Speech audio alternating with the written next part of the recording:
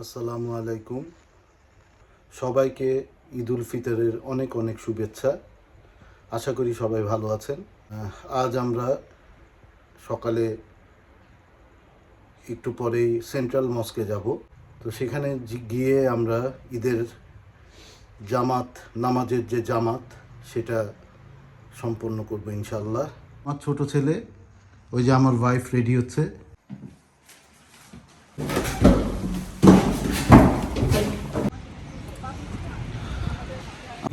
সকাল 9টার দিকে আমাদের জামাত, ঈদের জামাত। এখন যেতে যতক্ষণ লাগে আশা করি 20-25 মিনিট লাগবে যেতে। আমরা সময় মতোই পৌঁছাতে পারবো ইনশাআল্লাহ।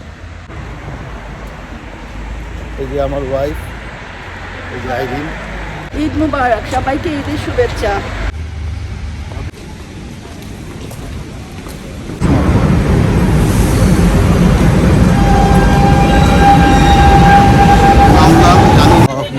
আল্লাহু আকবার, লা ইলাহা ইল্লাল্লাহ, আল্লাহু আকবার, আল্লাহু আকবার।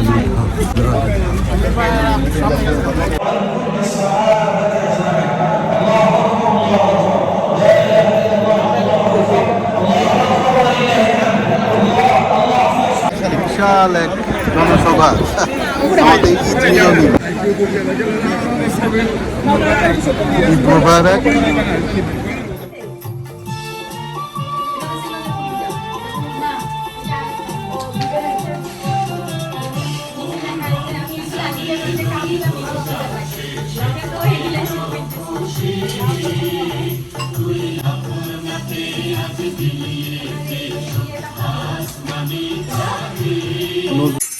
এখানে চটপটি, টক, এখানে পায়েস, পরোটা, এখানে লাচ্ছা সেমাই, এখানে পিঠা, নুনের পিঠা, এটা নিমকি, এইটা হচ্ছে তেলের পিঠা, এটা হচ্ছে নারকেলের পিঠা, এটা হচ্ছে কলিজা ভুনা, মুরগির কোরমা।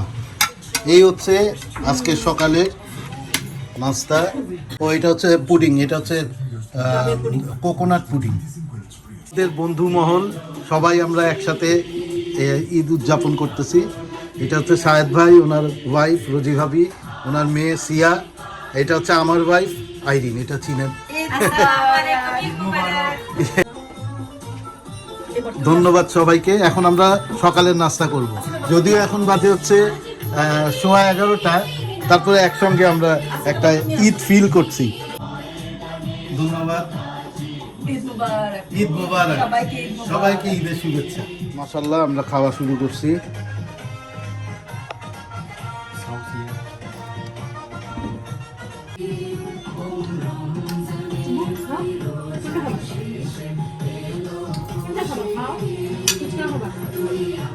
বিসমিল্লাহির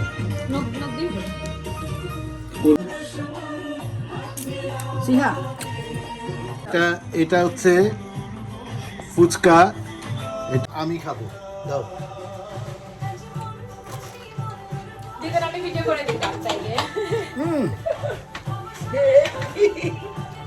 পুরো মামার ফুচকা বেরি রোডে।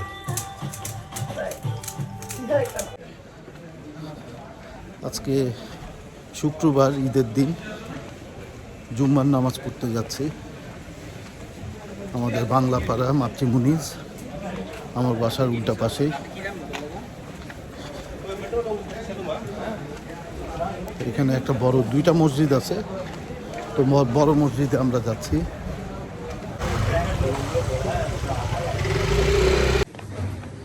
জানি না জামাত আছে কিনা।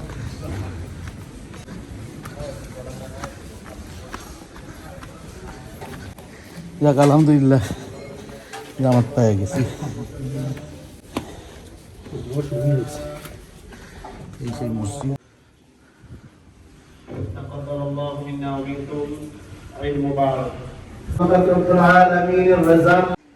দুপুরের খাওয়া মোটামুটি রেডি। এখানে চিকেন রোস্ট, এইখানে গরুর মাংস, সালাদ, এটা হচ্ছে লিভার ভুনা, আর এটা ঝরঝরা পোলাও। আমার নাহিয়ান আসছে স্কুল থেকে, এসে আমার সঙ্গে সুন্দরভাবে আমাদের পার্টিসিপেট করলো। এখন আমরা আবার যাচ্ছি আমাদের আরেক বন্ধুর বাসায়, খুব ক্লোজ ওয়েল উইশার আমার পর্তুগালের, হুমায়ুন ভাই। তো ওনার বাসায় কথা দিয়েছিলাম যে যাব, তো সেখানে যাওয়া হচ্ছে। ওনার বাসায় আসছি, আমাদের ওয়েল উইশার। তো ওনার বাসায় উনি খুলবো। ঈদ মোবারক। হ্যাঁ, ঈদ মোবারক, ঈদ মোবারক। ভাবি আসার পর থেকে ভাবির মুখ আর দেখি নাই, শুধু বলে আসবেন আসবেন আসবেন। এই যে আমাদের ভাবি, উনি আসার পর থেকে এই যে দেখেন, আপনারাই দেখেন কি শুরু করছে। এই যে দেখেন কলিজা, এই যে সালাদ, পরোটা, ওইদিকে আবার পোলাও, বিরিয়ানি, এই মিসিং নেই। এখানে রোস্ট, ওই যে নিমকি, মানে কোনো কিছু বাদ নাই। এখন কোন পেটে খাবো মানে একদম কনফার্ম, আবার আমার আপসেট হয়ে যাবে পেট। পেট্রেস খেতে হবে। ওই যে পেঁয়াজ বেরেস্তা দিচ্ছে।